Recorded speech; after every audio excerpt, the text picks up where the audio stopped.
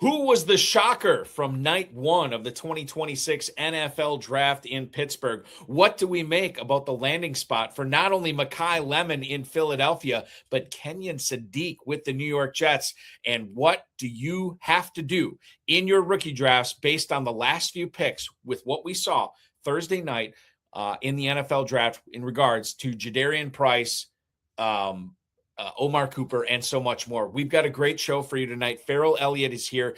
High stakes fantasy football extra reps starts now. Can't stand the pressure. I've seen greater men than need a lesson. Broadcast live and heard around the world, you are now watching the most entertaining hour of radio on the planet. Welcome to the High Stakes Fantasy Football Hour presented by MyFFPC.com with your hosts Eric Balkman and Ferrell Elliott. The High Stakes Fantasy Football Hour is your home for analysis from the best players in the world. And now, because no one else was available, here are Eric Balkman and Ferrell Elliott. Solace in the scripture.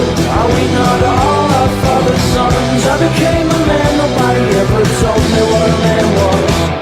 Thank you, Rob. Greetings and salutations to all of you Balkaholics and Ferrelliacs. Welcome into the latest episode of the High Stakes Fantasy Football Hour Extra Reps, as we are bringing this to you not live. This is recorded on Thursday night after the first round of the draft. So if you're wondering why we're not weighing and waxing poetic on all the picks that went down on Friday night, this is why. We're just going to be talking about the first round tonight. Coming up on tonight's show, like I said at the top, we're going to be talking about Jadarian Price, Omar Cooper, Kenyon Sadiq, Makai Lemon, Jordan Tyson, and so much more. Plus, we're going to have a special guest that I'm going to let Ferrell bring on here shortly for a special KFFSC announcement right off the top as well. If you want to connect with us on X, you can do so at HSFF Hour. I'm at Eric Balkman. Check out the Kentucky Fantasy Football Championship at KFFSC.com. Post on our Facebook page at Facebook.com/HSFF Hour. You can also email the show at highstakesfantasyfootball@gmail.com. If you have any questions for us, send them in. We'll try to get to all of them. I don't know how we'll get to all of them, but we will try, because we got such a jam-packed show with all the action taking place in Pittsburgh on Thursday night. I want to remind everybody, too, if you are looking for some FFPC fun, we have Dynasty and Empire Dynasty Orphans, some for as little as $1, some for as less than $1 over at myffpc.com if you want to take advantage. If the mood should strike you and you want to play Dynasty Fantasy Football in honor of the NFL draft going on, we would encourage that behavior. We launched 2 best ball tournaments this past week. The FFPC Best Ball Tournament, we upped it from a $300,000 grand prize up to a $400,000 grand prize, just $125 to enter there. And of course, the Superflex Best Ball Tournament, we tacked on nearly $50,000 into the prize pool there. $35 is the entry fee, and you can win $100,000 there. The Big Gorilla, which is the ADP we'll be using tonight, $350 entry, $1 million grand prize, 7 bananas, and the early Rampage tournament still going on right now at myffpc.com. And if you're looking for that perfect entry point in the high stakes fantasy football, check out the Baby Gorilla. $125 gets you eligible for a $100,000 grand prize. All these tournaments can be found at myffpc.com, myffpc.com. Remember to like this video, subscribe to the channel, comment on the video, share with your friends, share with your enemies, and get notified each and every time we go live, which I believe will be next. I got to think about this. Next Wednesday for the high stakes fantasy. Next Friday. Next Thursday. Sorry. More to come on that. But next Thursday on FFPC Insider Access will be the next time we go live on this channel. Okay. Ladies and gentlemen, you know him. You love him. You talk with him all the time. He is the definitive commissioner of fantasy football. I want to bring him on right now. Mr. Ferrell Elliott. Ferrell, what a whirlwind draft it was tonight here on Thursday as we're recording this right after the first round, essentially. Immediately after. It was a lot of fun, man. How are you? I'm doing great. I tell you what, it proved everyone wrong. All the pundits were proved wrong, with the exception of dear friends Doc Hakey, who had apparently a wager on the draft. I didn't even know you could do that in certain parts of the world, but he had a wager of the running back Love going to Arizona. And earlier, I spoke to Jeremy Brock, our defending champion in our KFFSC Best Ball Championship, and he predicted Arizona for Love, as did Stuart Kenyon out in out there in the West Coast. So it was great. But, Balky, I tell you, this is a year of being blessed. Everything about football has been a blessing this year. I thought the first round of the draft was a blessing to any draft neck. And if you're not one, you become one by watching. But, KFFSC is counting our blessings too. This is our 25th season, Balky. 25th season. You didn't even have a beard when you started playing with us. Sure did. Look at you now. And one of the greatest things that has happened is it made the acquaintance of one Jason Camp, who we're going to bring on here soon. And it's my pleasure to announce that the KFFSC is expanding to a new venue for its live drafts. This August 15th and 16th, which is a Saturday and Sunday, we will be at Camp Landing in Ashland, Kentucky. Camp Landing Entertainment Complex, which is brainchild of Jason. He continues to expand it and make it better, and it is fantastic as it is now. It's a great layout with opportunities. We're going to bring him in to talk about it, but our drafting will be live main event drafting in Ashland, Kentucky. The airport that is serving us is Huntington, West Virginia, only 15 minutes from Camp Landing. And we're going to let him tell us a little bit more about the place. He played his first year, or perhaps his second year, but his first year with us live last year. That was in Northern Kentucky, and we're looking for him to be one of the first players in the KFFSC that competes in the live trifecta: Ashland, Northern Kentucky, and then Louisville, Caesar, Southern Indiana. Why don't you pop him in, Balky? I'm going to pop him in right now, ladies and gentlemen, the proud proprietor of Camp Landing. Check it out at camplanding.com. The first location for the KFFSC in 2026. You'll be able to draft there in Ashland, Kentucky. You'll be able to draft live in Northern Kentucky. And then, of course, down at Caesar, Southern Indiana. But it all starts, the live stuff all starts with Camp Landing. Please welcome in the proprietor, Mr. Jason Camp. Jason, welcome in. So good to be bringing you not only on this broadcast, not only on the night of the night of the NFL draft, but under really good circumstances as we announce this live draft scenario at Camp Landing. Good evening, sir. Hey, how you doing, guys? It was a great draft. Still pumped up for it. And, the trifecta weekend's coming to Kentucky, all starting in Ashland, Kentucky. So we're really appreciative to join the team and be the start in a new drafting over on the eastern side. And if people aren't familiar where Ashland, Kentucky is, it's all the way in the eastern tip, right on the Ohio River. So we got the state of Ohio only a couple miles away from us, the state of West Virginia on the other side. So people from 3 states can come right to Camp Landing and have a great weekend that we're going to have there. We got hotels set up. We're going to do that at Tap That Sports, my golf simulator bar, which has 48 Pour My Beer taps there that will literally just be steps from where you're drafting live. So we plan on having a great weekend, August 15th and 16th. And Balky, the floor plan of this operation is so diverse, based on the response, and I anticipate a very active and positive response to this, but there's many different venues and places where we can have these drafts. And it's I can see Camp Landing being a home for us for a long time. It's very exciting. Jason's been very gracious to invite the league to Ashland, Kentucky, to Camp Landing. Thank you, Jason. I'm thrilled, and it's been great meeting you first at the FFPC, then here in Northern Kentucky at our draft. And now, when we're ready to talk about when we make when we make our trips to live drafts, first in Kentucky and then to Las Vegas, and all the drafts we'll do between. We've got a real nice roster of first-round draft picks to talk about. We do indeed. And by the way, Jason is not just like some shill for Camp Landing. Dude is talented. I brought this up, Jason, on our Wednesday night broadcast. You are coming off a $5,000 big payback win in the FFPC. There's a $1,000 entry online that I think you did that you won this past year. and more than a dozen other titles to your name in the FFPC, including Dynasty.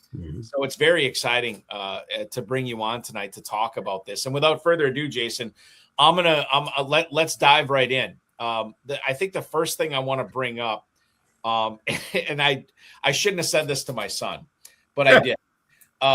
When the Cardinals were on the clock tonight, my son is 12. He pays attention to fantasy, he plays in fantasy football leagues. And I said, and I shouldn't say this, but I was joking. I was never going to do this. I want to make this abundantly clear. But I said, son, if the Cardinals take Jeremiah Love here tonight, I'm going to punch you right in the face. and then sure enough, as soon as the jaw of Jeremiah was out of Roger Goodell's mouth, my son took off and hid. The kid is still running. The kid is still running. He came and watched. He watched most of a good majority of the first round with me, but it doesn't say a whole lot for me as a father. But this is what I want to lead into tonight. The Cardinals, I think, like, it was more of a threat to me than anything else that they were going to take Love, and they came through on this threat, Jason. He now enters a backfield, a running back room that includes, but not limited to, Trey Benson, James Conner, and one Tyler Algier. Love is a 2-year starter, or was a 2-year starter for Notre Dame. He's going to turn 21 this upcoming month. He's still 20 years old, 6 foot, 212, super explosive. I mean, I don't really want to dwell on Love here, because what can I say about him that hasn't been said already? But Jason, the landing spot is very curious. I don't necessarily penalize Jeremiah Love from a fantasy standpoint here, but I do wonder, and I'll let you speak on it, but I kind of already, like, Trey Benson was like at the back of my mind. But Algier and Connor, I thought were going to be significant players in this backfield. Now I'm not sure how it's going to work. When you look at Jeremiah Love in Arizona, what does this say for the other 3 guys there, Jason? Well, I mean, really, when you look at it, I think we all hoped that Love fell to Washington, right? That would have been the much better spot for him. Even if he went to the Titans, having, Pollard and Spears there, it still would have been difficult. But now he goes to this backfield where he might be limited, even more. So I look at Love's usage because, I mean, the talent is bar none, right? But I think because of his position, where he went, what he does because of his talent, he's probably still, I mean, I've been in drafts, last 2 months, and he's going in the, second and third round and high third if he falls that far. But now I got to see that slipping, just because you're not sure what kind of usage that happens. Then, they sign Algier to a decent contract, right? He still may get some touchdowns. You got to expect he's going to be in inside the 5-yard line. But, Algier's been hated by everybody who had Bijan Robinson the last couple of years. And now he's just going to be hated even more with everybody who has Love, right? And you still have, I mean, Benson, if he can just stay on the field, he's got a lot of talent. And, I think a lot of people root for, James Conner as an underdog. And, he's a workhorse that can go out there and catch passes and all that. So what the hell is going to happen? I mean, to me, it's Love is all the way at the top, right? In the same backfield as Notre Dame. But to me, I kind of rather get Jadarian Price, and we'll talk about him later, but I like him going to Seattle, a much better situation until Charbonnet comes back. Mm-hmm. I'd rather get him in the, 8th or 9th round, as I'm guessing where he's going to go, as opposed to Love in the 2nd or 3rd, to be honest with you. I cannot wait to draft this player, Jason Camp. I've said on the show, this is my Christian McCaffrey. This is this kind of player. And perhaps there is enough role for the second back in this backfield, but I think Connor and Benson become non-factors in fantasy football, and I still think Love goes exactly where he's going. And when we see those kind of skills, if the Cardinals can figure out a way to make him be that guy, and I think he's truly that guy. So I can't wait to draft this player, first of all, at the first spot in Dynasty, and then in redrafts as we get later in the league. But I hope you're right. I hope he does dip a little bit. There's nothing like getting a player like this on the dip. What I got to tell you, I actually just I'm in the middle of a Baby Gorilla draft right now, and I actually took Love in the second. So, I say all that, but I took him before the draft happened, and I'm not sure I would have done it, but I do have him. I took Jonathan Taylor in the first, and I stacked it up with Love in the second. So I think it takes a lot of courage not to be in a ADP position that lines up with this player and not clicking. Yeah. The talent is undeniable. And I've said, and Ferrell, this, I've been saying this for the last few weeks on the show, that I think landing spot for Love is largely irrelevant, because I think that wherever he lands, they are going to use him quite a bit. And even though he lands in a crowded backfield in Arizona, my question is not how successful is Love going to be this year. My question is how relevant are Algier and Connor going to be this year, which is not very, in my opinion, right now. Guys, let's move on to wide receiver. Ferrell, I'll throw this to you right away. Carnell Tate, number 4 overall in a down year, reportedly, for wide receivers. In a down year, Carnell Tate, the first receiver chosen, is the 4th overall pick in the draft, behind Mendoza, David Bailey, and the aforementioned Love. He never hit 1,000 yards receiving at Ohio State, but he was going up against some pretty talented individuals there. 6'2", 192, 21 years old now.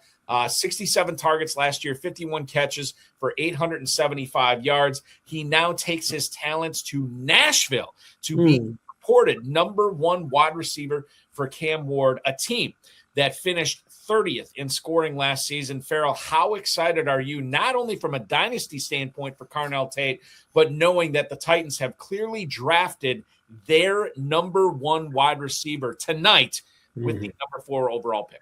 Yeah, you've got him, and he is everything he is supposed to be. And, if we had said about the Titans, well, they're going to get either the top running back or the top receiver, and they'll be happy with either one. Yep, that's exactly what happened. And that new Tennessee Titan logo, guys, I'm not good with lining these things up, but this is a beautiful logo. But this is just beautiful. And when they drafted him, I said, good Lord, it's an arena team somewhere, like in Tuscaloosa that drafted him.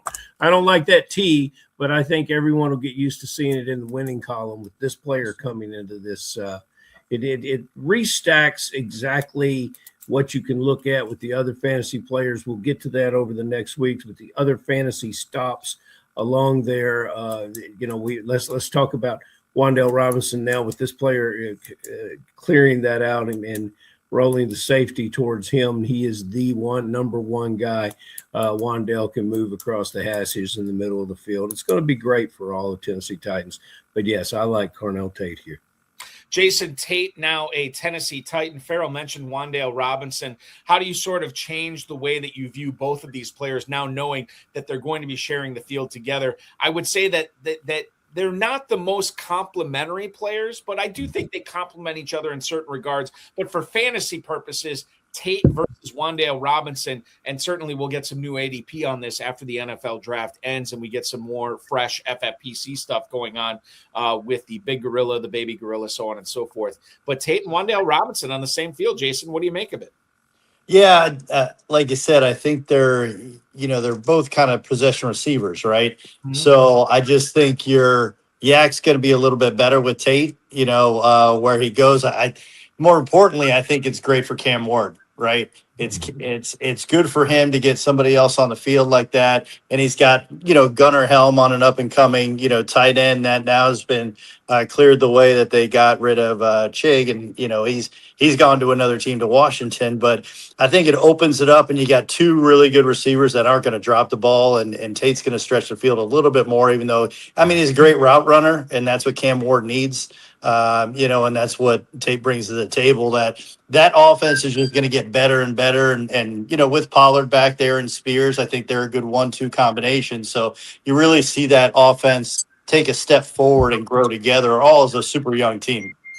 Yeah, you bring it up about Tate being a route runner and a possession guy. And, yeah, he is, at the combine, he is a 4.5 guy, but I think his play speed is just faster than being measured. I really like how he moves through the breaks. I think he gets a lot of separation. I like it, and I don't think they're through at some of the offensive positions in Tennessee. Yeah, I'm expecting them to add a tight end to go with Gunnar Helm. We could see them add another wide receiver. They already have Manor and the Pro Bowler Shamir DK from Florida by way of Wisconsin on this team. All of a sudden, that Tennessee Titans offense, and they just picked up Peter Skoronski, I believe, his fifth-year option. That offense looking pretty good in Tennessee. And speaking of good-looking offenses, my goodness, guys, the New Orleans offense looking quite a bit better after tonight on Thursday than it did prior to the start of the draft. Jordan Tyson from Arizona State is now a New Orleans Saint. He was drafted with the 8th overall pick in the draft.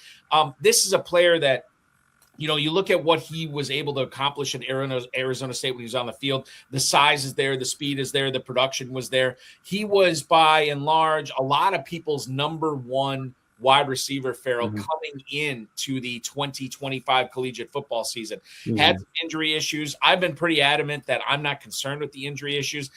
We heard Mel Kiper talk about it tonight, that, you know, he had this hamstring issue. He tried to play through it and hurt his other hamstring. So this is a baller. This is a guy that, you know, the hamstring issues are a little bit of a concern. But when you hear that story and understand, like, he was a gamer and trying to play through it, I'm less concerned with that. And I also am not concerned with a broken collarbone. I'm also not concerned with a torn ACL that happened 4 years ago. You know, I just feel like there's a lot to like about Tyson. Now he goes to a team opposite Chris Olave with Tyler Shough throwing to him. I really, really like Tyson, not only for 2026, Ferrell, but for Dynasty, especially if something happens with Olave, and hopefully it doesn't with the concussions and everything. But my God, if anything does, Tyson is a waiting number one wide receiver, in my opinion, in New Orleans. Do you see it the same way, sir?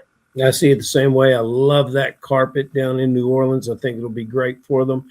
I think one of the fascinating things would be to watch from this date moving forward just what happens with Tyler Shough in the best ball tournaments, where 2 and 3 quarterbacks are not uncommon. I think he's going to shoot up the board, because after you're given so many tools, you can't ignore the kind of games that he's going to have in that format. And we might see that once the preseason starts. We might see him, especially with his connections to Louisville and some home cooking here. We might see him begin to populate as a number 2 quarterback of some of the KFFSC rosters. You know, Jason, you mentioned how much the Carnell Tate and Wan'Dale Robinson tandem is going to help Cam Ward. I think you could kind of make the same statement about Olave and now Jordan Tyson for Tyler Shough in New Orleans. Yeah, and I actually like this duo a little bit more. And you know, on a few teams, I've got the second pick in the rookie draft, and, you know, just waiting to see where these guys fall, with everybody taking Love, you know, at one is like, okay, where's Tate going to go? Where's Tyson going to go? And you know what? I'm actually going to be picking Tyson over Tate just because of this situation. I think Olave will be opening up more holes. Like Ferrell said, playing indoors on the carpet. I think they have a more exciting quarterback. And New Orleans is going to fling it around a little bit and need to score. And I think the Titans are going to play a little bit more defense and be in some lower scoring games. And I like the shootouts that the Saints are going to be in. So I think I'm going to lean toward Tyson in that second pick in the dynasty drafts over Tate, to be honest with you. That's a great point, Jason. And I think we should hammer that home, too. You have Kellen Moore, the head coach in New Orleans, who I think his team led the league in plays per game last year.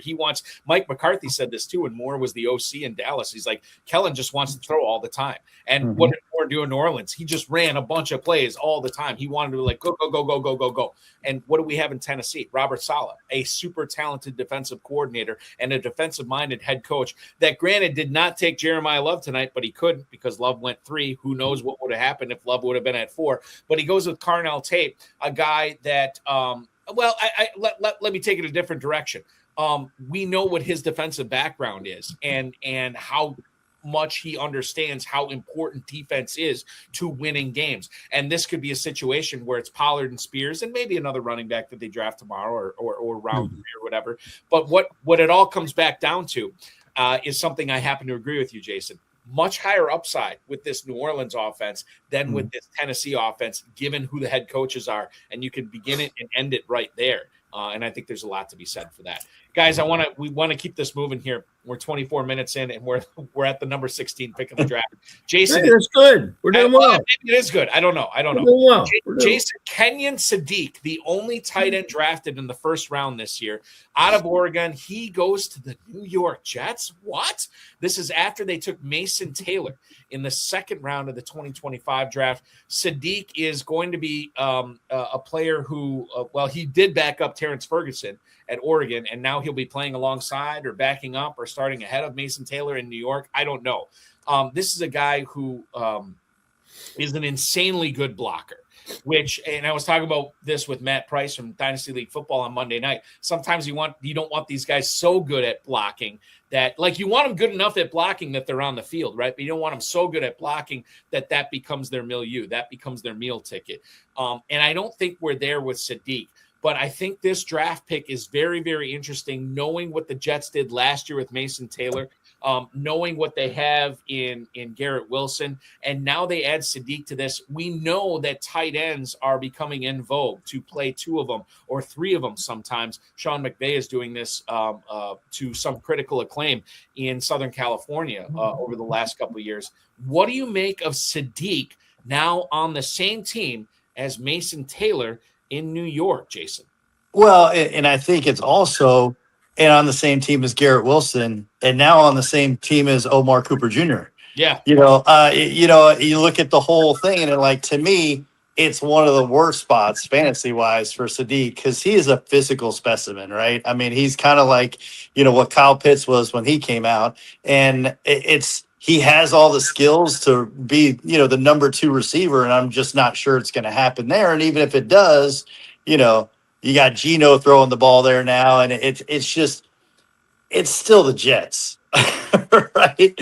So, I mean, I had hoped for a better spot for Sadiq. I think he'll do well there. I don't think Mason Taylor's going to get off the field. So it's just going to cut, his production a little bit, which is unfortunate to limit it. Over the long term, I think it's going to be great. I think the Jets long term, once they get a new quarterback in there and go with maybe next year, one of the rookies, 2 or 3 years down the road, this might look like an unbelievable pick. But, in redrafts this year, it's probably one that I'm going to stay away from because I know he's going in about the 8th round. I've got him in the 8th or 9th in a couple of drafts, but I'm not sure he's going to, stay there. I think he's going to drop a little bit. Farrell, we'll just talk about it from a redraft standpoint.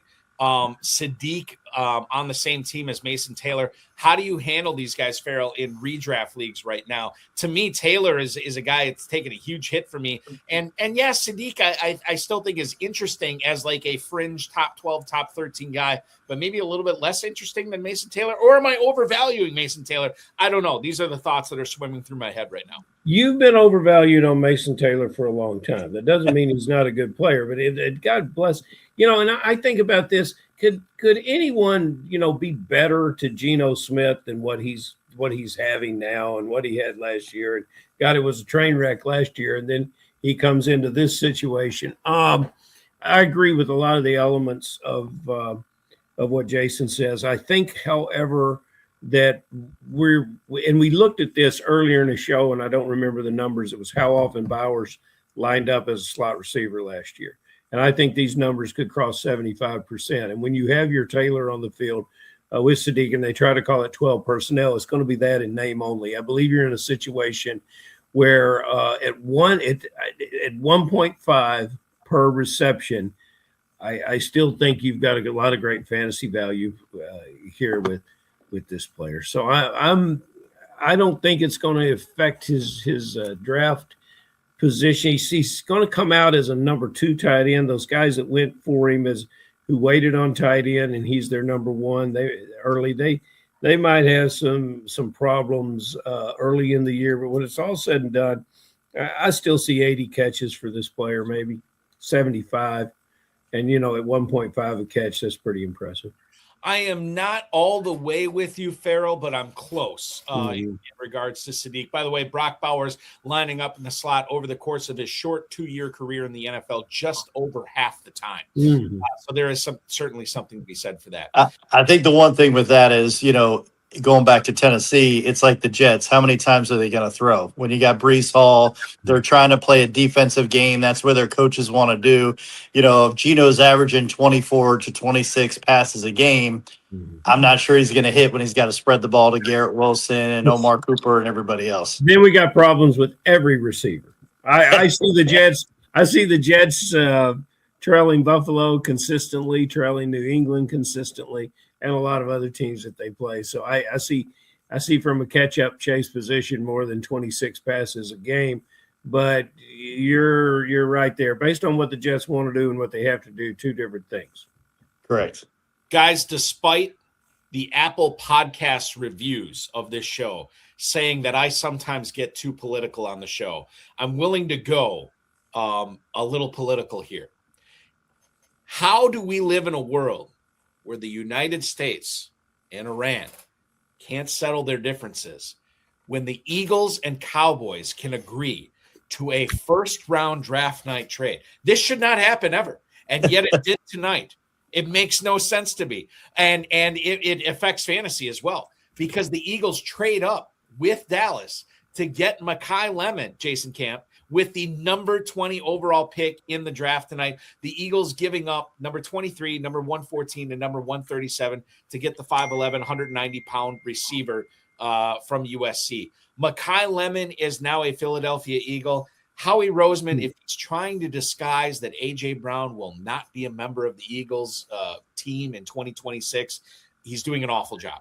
But he's doing a great job of replenishing this wide receiver room. Assuming Brown moves on to New England or wherever after June 1st, the Eagles receiver room will still have Devonta Smith. It will still have Makai Lemon now. It will still have Dontavian Wicks. It's a very exciting spot to be thinking of. But, Jason, I want to put this to you. There were a lot of people, myself included, by the way, thinking that Devonta Smith was a great redraft pick based on A.J. Brown leaving. And while he still may be a good redraft pick, because I don't think people were paying up for like 120 catch season or anything like that. But how does Makai Lemon affect Devonta Smith's 2026 season? And what do you, Jason, think that Makai Lemon is going to produce for Philadelphia this season? Honestly, I think he cuts into it a lot. I think Lemon is super talented. I think he brings a lot to Philly, filling that A.J. Brown hole that we all think is going to be there. I actually think it might be pretty close of what Lemon's getting, same as Devonta Smith. I think Smith will get, a few more targets a game, but I think it's going to be a lot closer than a lot of people think. I think Lemon is a great pick in the, mid rounds, probably 2 rounds after Smith, when I think his production might be pretty darn close, to be honest with you. Ferrell, what do you like Jason kind of handled the redraft aspect. Is Lemon a future number 1 for the Eagles, or do you think he's always going to be the second banana to Devonta Smith? I think he's a number 1. I do. And yes, it prompts conversation to the trade. Ever since you started talking about the Philly and Dallas trade, I started reliving draft day with Kevin Costner when he got to Seattle. I can't remember that actor that played the GM out of Seattle, but they didn't trust each other to get through the phone call. But I can't remember if they made the trade. I'm glad to see this trade was made. I think our young man's going to have to work on his interview skills, but he had some problems tonight on the podium. But all in all, he brings characteristics of the receiver position prior to all the other similar and elements of it to all the other receivers that we've talked about. He sort of wraps up in a complete package some of the skill set of the players that went before him. He's a little bit of this, a little bit of that. I think he can be a lot of what Philadelphia needs, and I think that our quarterback here, Hurts, is going to move up a little bit because they will they'll see a future that commits itself to the passing game in Philadelphia and to their quarterback. So I like it. What's funny is Ferrell, I was watching clips of draft day today in preparation. Yeah, because that movie is not made for the 3 of us. like who are big fans of the NFL draft. Yeah. Like it's not made for us, which is fine. But I can stomach, like the 30 or 40 minutes that were entertaining to me. So I was watching clips of it today. The dude who played the Seattle GM, yes, Hawks GM, Tom, it's a great character actor, but I can't place him. His name is Patrick St. Esprit. Okay. And he, you would know him from the Hunger Games Catching Fire. Yeah. He was also in Sons of Anarchy, and he was also in SWAT, the television show, not the movie, which is unfortunate because the movie is tremendous. That is a big time guilty pleasure of mine.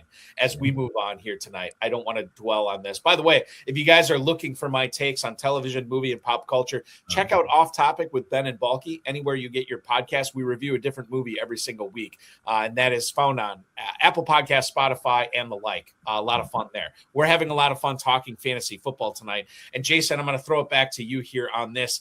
KC Concepcion is the number 24 overall pick tonight. There was a lot of people, Jason, that thought that the Browns are going to go offensive line and wide receiver, or they were going to go wide receiver and then offensive line. Well, they went tackle and then they went wide receiver. Concepcion is now maybe the number one target in Cleveland. A guy who was a 3-star recruit, if we go back in 2023 to NC State, back when he was Kevin Concepcion. Now he's KC Concepcion.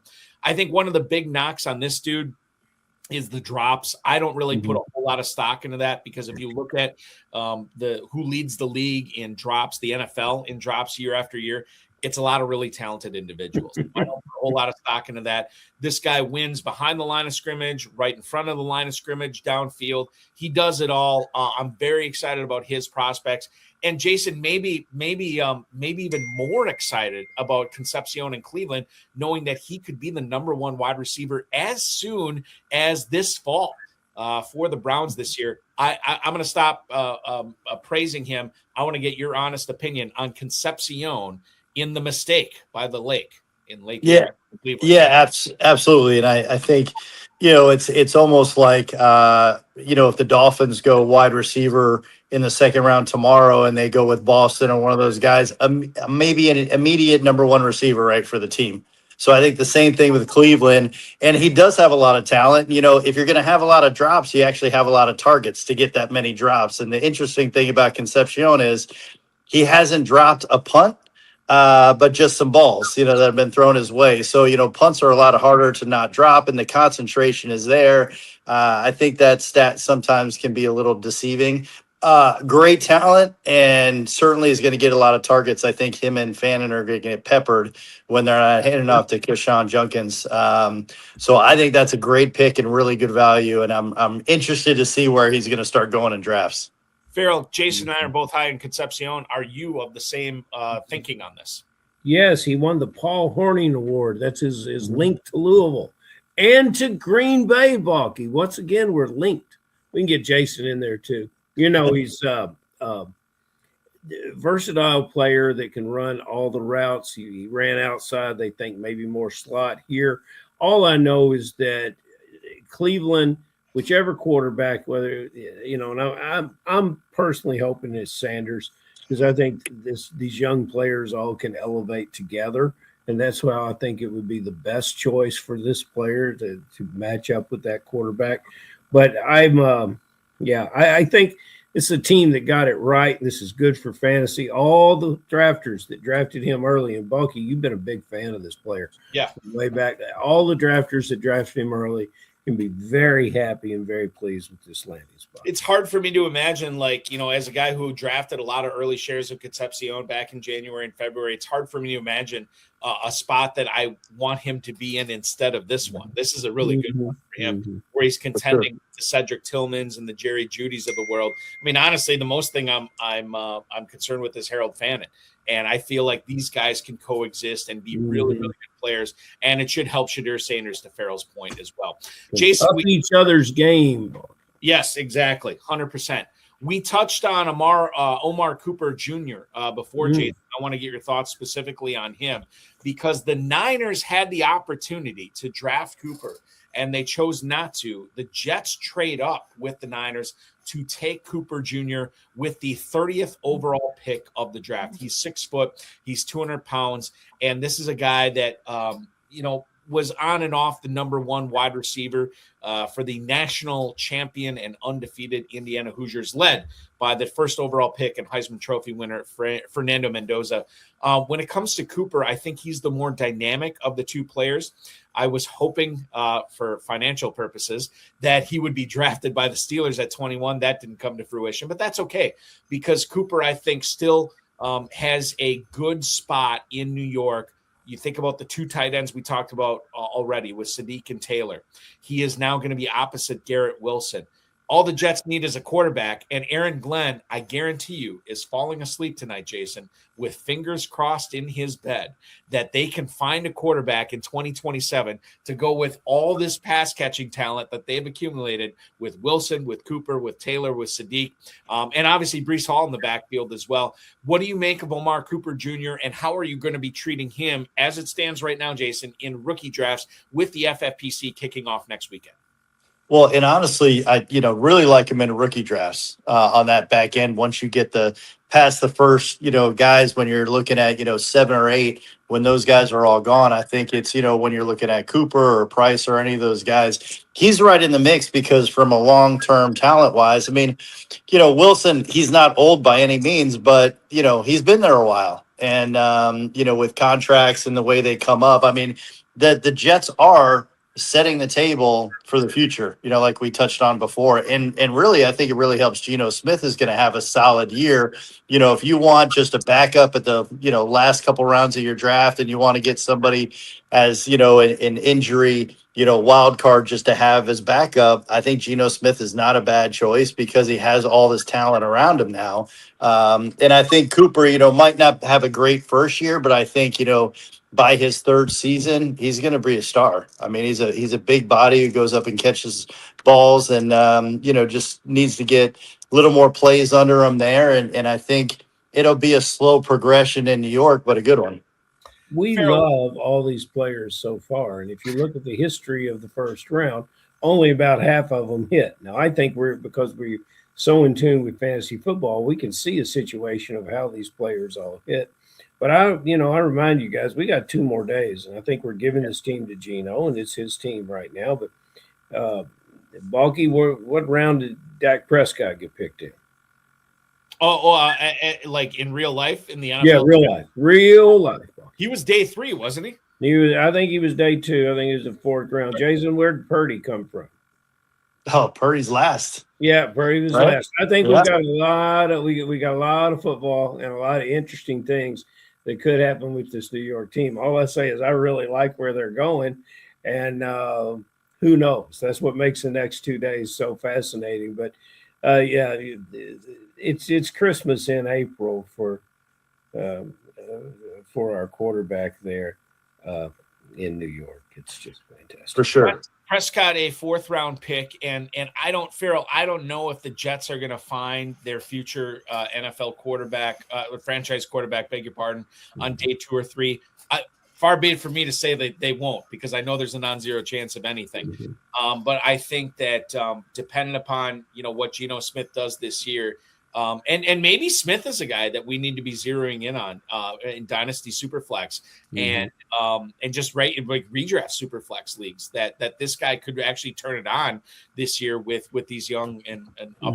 I think he's a fantastically occasional scoring quarterback, but they appear to be zigging when everyone else is zagging. That's a great thing to do. You saw that with the Rams tonight. They went out and got a quarterback that no one thought they would go that high on. And I don't really even know who the next prospects are at quarterback. But we've been told all year long that the quarterback draft is 2027. Maybe somebody grabs one in 2026 that surprises all of us. Well, and I would say that it'd be interesting, and this would be a good spot if Jared Allen from Penn State, went in the 3rd or 4th round of the Jets, and he could learn under Geno Smith. He's got all this talent in front of him. I mean, a year ago we were talking about he was going to be the number 1 pick this year. So he still has some talent and could go into a good situation and really prove himself in the future and inherit a team with great talent like the Jets are putting together. I think that's great that you mentioned that, Jason, because not only do I agree with you on Aller, but I think you could make the case of Carson Beck. I think you could make the case, especially Garrett Nussmeier, who wasn't that far removed, along with Aller, from being the potential 101 of this draft. Then you get into the Cole Paytons and the Taylon Greens of the world on day 3, who have the tools, but perhaps they need the polish, they need the coaching. I don't know. Ferrell could be right, and we could see the Jets find their franchise quarterback in 2026. I'm sure they'd love to do that on day 3 of the draft, and then focus in on other playmakers on defense and maybe fortify that offensive line in 2027. This is not a Jets podcast, so I want to bring it back to the final that we saw tonight before we get into the quarterbacks, guys. Jadarian Price, Ferrell. Yes. Number 32 tonight. We've seen this mocked in a lot of spots, but the 5'11", 203-pound backup at Notre Dame to Jeremiah Love ends up going to Seattle. Now, if you look at what the Seahawks are dealing with, it's a Zach Charbonnet torn ACL. I don't know at what point he comes back this season, if at all. Emmanuel Wilson, the former Green Bay Packer, is obviously on this team. George Holani, who I saw going in a lot of best ball drafts early on this season, are also there as well. Ferrell, the scuttlebutt on Jadarian Price is that he is a good running back. He's got really good running back traits, except for the physical stuff. Like Nick Singleton was the guy at Penn State that had all the physical stuff. Jadarian Price has all the stuff you can't coach, but he doesn't have the speed. He doesn't have the strength. He doesn't and we don't know what the pass catching is. He just never really was able to get the opportunity to catch passes in Notre Dame. But Ferrell, he's a first-round pick. Got draft capital tonight. How do we change the way we think, or maybe sustain the way we think about Jadarian Price now that we know he is a first-round 2026 pick and he'll be ostensibly leading this Seahawks backfield week 1? I think we have to take into account this is the elegant luxury of a Super Bowl winning team that comes back with Super Bowl winning players that think they're going to get nothing but better. So they draft a player that they have some idea about how they specifically want to use him. And we'll learn about that throughout the preseason, throughout the summer. There's things about this player's game that I really like, but it's his typical Seattle. They're a good group at outthinking everyone else. And, I'm going to say that I'm willing to put him on my roster. I wish I had gotten him earlier, when the draft number and the draft position would be easier to roster him. I'm afraid going forward that I won't be. There's a tide that just says first round pick, injured backfield mate. We'll elevate him through the draft, and I think it's going to be a little bit too expensive for me, and I'll have to wait on the result. And I think some days I'll be miserably wrong, and some days I'll be right. I think there's a big variance in what this player will do, but I really like the football skill set of the player, and I love the team he's going to. Jason, the defending Super Bowl champs have not 2, not 3, only 4 picks as of right now in the NFL draft. I thought that this was a slam dunk trade down spot, get some more capital for day 2, get some more capital for day 3. Am I putting too much stock into this? What does it say about Jadarian Price that the Seahawks had 4 draft picks and probably had some opportunities to move down? They chose to select him at 32 and now are still only strapped with 3 picks for the remainder of the draft. Should we be bumping Price up the way we think about him, the way that the Seattle Seahawks are thinking about him, or am I jumping the Seahawk, so to speak, here tonight? Yeah, I think, this was the number 1 spot for him to go, right? Good situation. Like you said, injured backfield. I'm a huge Charbonnet fan. Had him on a lot of teams last year. Depending on Price's price and where he goes in the draft, this could be a backfield that I ham and egg if I'm going hero running back and I'm taking a guy in the 1st or 2nd round.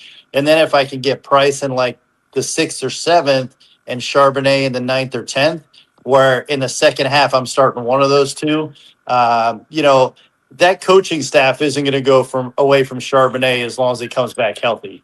He'll be on the field.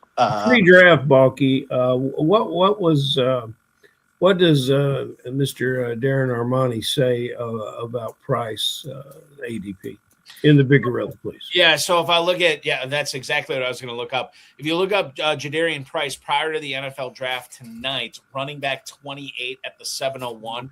This was behind Chuba Hubbard, RJ Harvey. It was right ahead of Ramondre Stevenson, Jalen Warren, and one. I just got a notice from a Big Gorilla I'm in. He goes at the 6'8" spot, which I thought was a little higher, but that's just a few clicks above average, so not a big deal. All right, guys. Jason, I'm going to throw this to you right away. And I like how we're 49 minutes in, and I'm throwing the first curveball tonight. Oh. I did not see the Ty Simpson pick to Los Angeles coming. We had talked about this, Ferrell, I think on this show like 2 months ago when the Rams still had 2 first-round picks. And it just struck me as, okay, well, they can go for broke with one of them and they can take Simpson with the other one. Obviously, the heir apparent to Matthew Stafford in Los Angeles. And then we get this report from Mike Garafolo from the NFL Network that the Rams and Stafford are talking extension.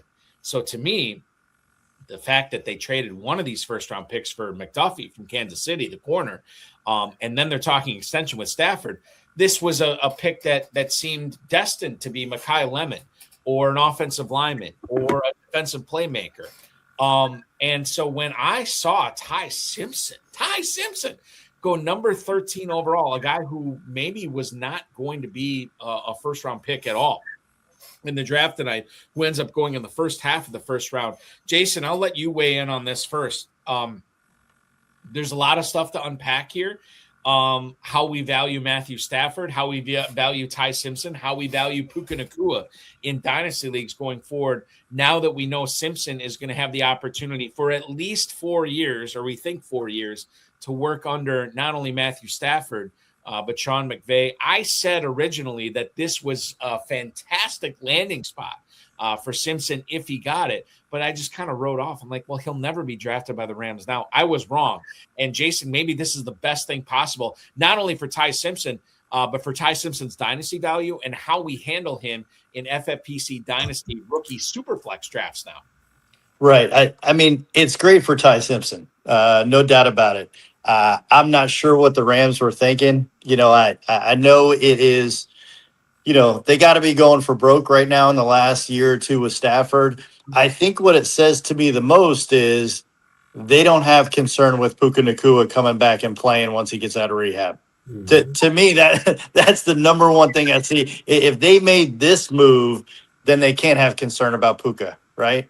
Which is great. I think we all want him on the field, but, if there is some backdoor stuff going that you've got to think about from a fantasy side, he's going top 5 in every draft. And should he be if he's going to be limited this year? Because you never know. And listen, what happens off the field sometimes is a lot more important than football. So, to me, them taking this says, more importantly, what happens to Puka in the first round. So I think it's good for him. I think for long-term dynasty, but I don't see Simpson taking the field. I hope Stafford can stay healthy and, for at least a year or two. So I think in dynasty, I'd still be putting him behind a few others. He doesn't run, but he's got, a plethora around him. And, for instance, I'm not sure Ty Simpson will ever throw to Devontae Adams.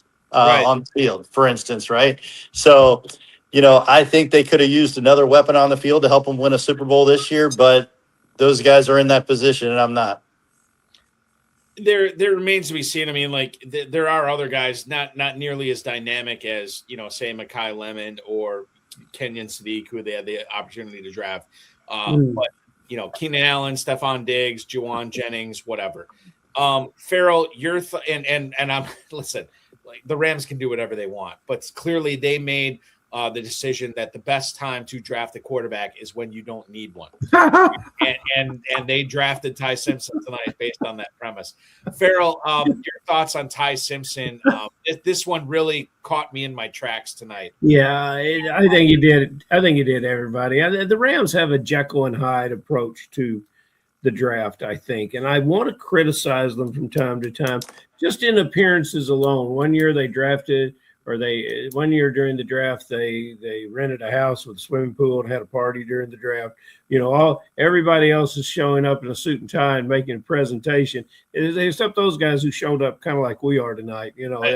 There was even a scout wearing his hat backwards, Jason. It was just and they go, but then you can't criticize a group that drafted Puka Nacua in the 5th round. You can't do it. And they've got a 2nd, a 3rd, and they don't have a 4th or 5th. They got a 6th. They got 3 7s. Wait and see who else they draft. They'll probably draft somebody else that'll become a household name. He is a 38-year-old quarterback. You think about a 38-year-old quarterback that has had some back issues during his time completing the season. So you got to have this rookie quarterback ready to step in, given that opportunity. I'd have to look at their depth chart to see who else they have out there. But, it seems like at the end of the day, they're always right there. And so I certainly am not going to criticize their pick. They might know something that no one else does, and that's why they get paid the big bucks. So we'll see what happens. Yeah, F them picks, as Les Snead, the Super Bowl. Yeah, they were really interested in picks. Yeah, we'll get into that. Farrell, we'll wrap things up tonight. Jason, I want to get your thoughts on this after Farrell talks about it. Worst kept secret in the world, Fernando Mendoza, the new quarterback for the Raiders. Number 1 overall pick tonight, Ferrell, and there was reports. I can't remember who put this out. It might have been Ian Rappaport or Mike Garafolo. I'm not sure that the Raiders want Cousins in a perfect world to be the starting quarterback all season, where Mendoza takes a true redshirt year. I'm wondering how you weigh that.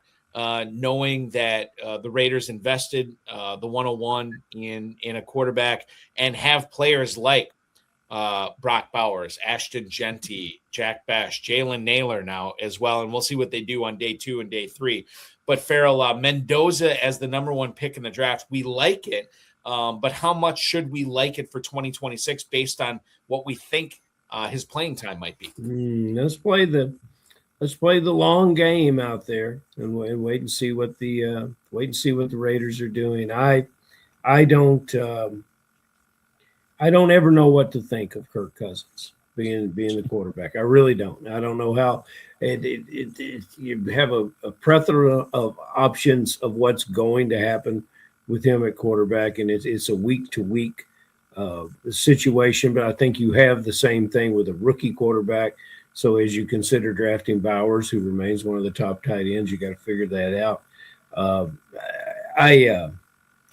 Raiders are a very interesting team. As we talk about the Jets having a hard time, we could equally talk about the Raiders. They earned that 1st round draft spot. They didn't. Yeah. They didn't trade into it, and we have a situation though where the Raiders have 2 players that go in Balky in FFPC drafts, the top 15. For sure, maybe even 2 players in the top 15. So it makes our trip to Camp Landing, our trip to Northern Kentucky, our trip to Caesars here in Louisville, and most importantly, our trip to the FFPC so much entertaining, so wonderful to go out and to get a mix of these players on the various teams that you play. Bowers at the 111. Genty at the 201 over the last week and a half in the Big Gorilla. To ask you and throw this to you, Jason, knowing that this Rappaport report is out there that the Raiders want, I'm putting that in quotes for the people who are not watching this and just viewing it and just listening to it, beg your pardon. Best laid plans, right? So right. The Raiders may want to have Mendoza sit all year. I don't know if that comes to fruition. And I don't know, and you weigh in on this. Tell me what you think about Mendoza and this report that the Raiders, in a perfect world, don't want him to play in 2026 and have him take over this offense in 2027 from Kirk Cousins. Well, I got to be honest with you. So I'm out on Bowers in the 1st round, but I'm in on Genty, and it has more to do with their strengthening their offensive line and free agency and, what they're doing. I think, Genty will probably earn where he gets drafted this year. And unlike being overdrafted last year, just because of the offensive line, I mean, he's a good kid, a hard runner. He can catch, he can run, he can do it all. I believe in him for sure. And Bowers has to rely more on whoever's playing quarterback for the Raiders. And I mean, I don't buy it. I think Cousins is a great mentor, even though he says, I'm not signed to be a mentor, but him and Mendoza together, they're like the same guy, just good people, good family men, Christians. I think they're going to fit really well together. In Sin City's a little crazy, but when the Raiders are 3-7, I don't think they're going to be starting Kirk Cousins anymore because there's really no reason to. Right. That's a great point. And while the Raiders are saying this now publicly, as we know, as established fantasy players, this does not often play out the way in real life that the actual team wants. Exactly right. Jason, the last thing I want to bring up tonight here before we let you go, obviously we're very excited. Mid-August at Camp Landing in Ashland, Kentucky. It's going to be a lot of fun. That is going to be the weekend of August 15th, August 16th. For anybody who wants to check it out before then, or just wants to get a feel for Camp Landing, tell us a little bit about everything that you guys offer there for anybody who wants to spend a weekend or maybe a day or just a few hours over at Camp Landing. Yeah, absolutely. So basically, my wife and I ended up buying a dead mall, 600,000 square foot building right in the middle of COVID 5 years ago, and turned it into an entertainment complex. It's got a 10-screen movie theater. It's got 170,000 square foot indoor theme park for kids with roller coasters and laser tag and go-karts. And it's got a 75,000 square foot casino, including a BetMGM inside of it as well. Tap That Sports that we have there. It's a lot of bars and restaurants, just a good time that you can do something different, every hour that you're there. We got hotels right around there. Ferrell and I have hooked up some great hotel room rates. Come and spend the weekend with us. You won't get bored. I can promise you that. And I'll probably even hire a live band or two to come in for some post-draft parties. And like I said, we got a 48 beer tap wall right there. Pour your own beer where you got your RFID card and you just kind of pay for what you pour and taste all 48. And it's just going to be a lot of fun. So, we're honored to have the league come to us for the first year and draft and really kick off the season right in mid-August. Camplanding.com, Facebook.com/Camp Landing. Find them at 699 US 60 in Ashland, Kentucky. Give them a call, 606-922-CAMP. That is 606-922-CAMP. Camplanding.com. Email them at info@camplanding.com. This is so much fun, Jason, to pick your brain, the 13-time champion of the FFPC, not only in Dynasty, but redraft as well. I want to wish you nothing but the best of luck in all your leagues coming up this season. I want to tell you how excited I am, if I can make it happen, to see you in person in mid-August in Ashland. That's going to be a lot of fun. And by and large, dude, good luck in the rookie drafts. Not that you need it, but enjoy the rest of the draft this weekend. We had so much fun breaking down one round of it, Jason. So much fun that we know we're going to have with 6 more rounds on deck here. Yeah, it's going to be a lot of fun. I'm a Dolphin fan, so, we traded down and then traded up and got a lot more picks. So, I hope we get our own wide receiver too. I bet there's more than one. We need it. Yeah. We need it. There's a couple of good guys out there, and one of the good guys we had on the broadcast tonight for fantasy football purposes, Jason Camp. Jason, be good. We will talk with you again very, very soon. Appreciate you guys. Absolutely. That is Jason Camp. Hopping aboard tonight, camplanding.com. Check it out, where we'll be drafting in August at the KFFSC. Ferrell, 3 weekends now. KFFSC just absolutely crushing it. We have always been a live event. That's largely we have main event options, both online, both live online and slow drafts. But we've always regularly been a live event. That's we look to continue that. We found out that, especially with the addition of Northern Kentucky, that people don't want to be necessarily limited to one weekend. Right. And people also as you get closer to Labor Day, drafters do have a experience of drafting in their home leagues with longtime friends and traditional things that and so we don't we look at the August 15th 16th date as a gift.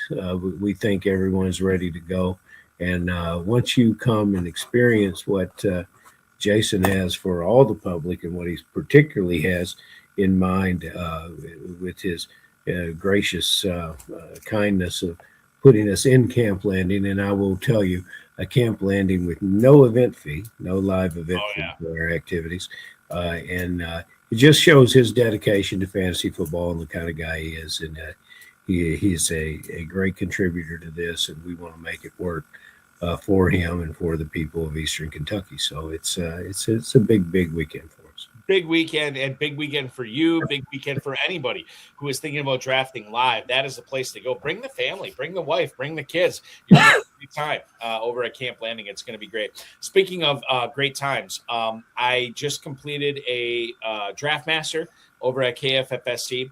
And then, like, seemingly right, like clockwork, right after that ended, the Sweet 16 championship, the $100 version, the Vontae Mack division filled up, and I'm drafting in that right now. So I'm like, well, I got to sign up for another draft. So I'm in the Sweet 16. Excuse me, the Jack Tatum. It was the you're in the Tatum, buddy. Tatum, yeah. And now I'm also in the Vontae Mack division. No matter what, our divisions are named after 7 historically successful Raider players and 1 fictional player from the movie we spoke earlier of tonight. From the Cleveland Browns, yeah, exactly. R.I.P. Chadwick Boseman. So I'm in that one. Steve G. Steve Urgalos is in that one. And by the way, Stu Keen, who you'd mentioned earlier in the podcast, as well as Steve G and myself, we're all in the mini camp main event KFFSC slow draft as well. So if you're looking for some KFFSC action and competing against us, we'd love to have you. KFFSC.com. KFFSC.com is where to go. Ferrell, this is so much fun. I apologize for keeping you up late tonight. I know that's sort of like what you do anyway, but it was great hanging out with you, talking about this first round. We might have to make this a future thing to do, recording a podcast right after the first round. This is a lot of fun. I wish you nothing but good luck in all of your drafts. Enjoy the rest of the draft this weekend. I know you will be paying it very, very close attention to it. And we will talk with you again next Friday night, an hour early, when we are covering the Genesis and Revelations drafts. Be good and happy draft weekend to you, sir. Thank you, Bob. That is Ferrell Elliott, the definitive commissioner of fantasy football. Ladies and gentlemen, popping aboard tonight here, and that's going to wrap up our show tonight. I want to thank Ferrell Elliott. I want to thank Jason Camp, camplanding.com for more information on that, as well as the KFFSC. That's going to be there in week 1, the opening weekend of the KFFSC. That's going to be a lot of fun at Camp Landing in Ashland, Kentucky for the live event this year. Thanks to the FFPC, Rob Bryson, of course, each and every one of you, as I mentioned with Ferrell. 9 p.m. Eastern time next Friday night. We'll have live coverage of both the Genesis and Revelations drafts. We'll probably get on some of the drafters in those formats to come on and make a few picks on air. And by the way, the next couple of weeks going forward, we'll probably get hopefully we'll get the former champions of Genesis and Revelations on to talk about their performances in 2025 as well. In case you missed it, Matt Price from Dynasty League Football was my guest on FFPC Insider Access on a special Monday episode. This coming Thursday, we're back on the normal schedule. So Thursday at 7 p.m. Eastern time, the Dynasty expert from Player Profiler Johnny Tuma is going to be breaking down the entire 7 rounds of the 2026 NFL draft and what it means for fantasy purposes as we head into FFPC rookie draft weekend. Don't forget Dynasty Empire Orphans available for as little as $1, some less than $1 right now. So if the NFL draft is stirring you, you can get some pretty good deals on Dynasty Orphans now at myffpc.com. The Best Ball Tournament and the Superflex Best Ball Tournament now live, since the Never Too Early tournaments are closed as they sold out prior to the NFL draft. $400,000 grand prize in the best ball tournament. That is up $100K from last year for the grand prize. It's still $125 to enter, $35 to enter the Superflex version. We entered an extra $50,000 into the prize pool this year as well. So you can win $100,000 grand prize this year. The Big Gorilla and the Baby Gorilla available, $1 million and $100,000 grand prize respectively, $350 and $125 to enter. Don't forget with the Big Gorilla, 7 bananas and early Rampage promotions going on right now at myffpc.com. Where do you sign up? myffpc.com, myffpc.com. Remember to like this video, subscribe to the channel, comment on the video, share with your friends, share with your enemies, and get notified each and every time we go live, which will be next Thursday. Player profilers Johnny Tuma joining me for 2 full hours of an NFL draft breakdown at 7 p.m. Thursday on FFPC Insider Access. For Jason Camp, for Ferrell Elliott, I have been Eric Balkman, and this has been the High Stakes Fantasy Football Hour. Your NFL draft weekend officially continues and, in some respects, starts right now.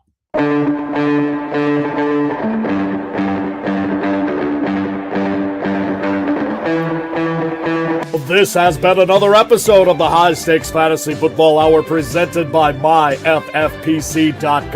It was broadcast live and was watched around the world. Balky and Ferrell will be back next week with more analysis, more interviews, and more advice from guests much smarter than they are. Thanks for watching, and we'll talk with you again next week. Yourself.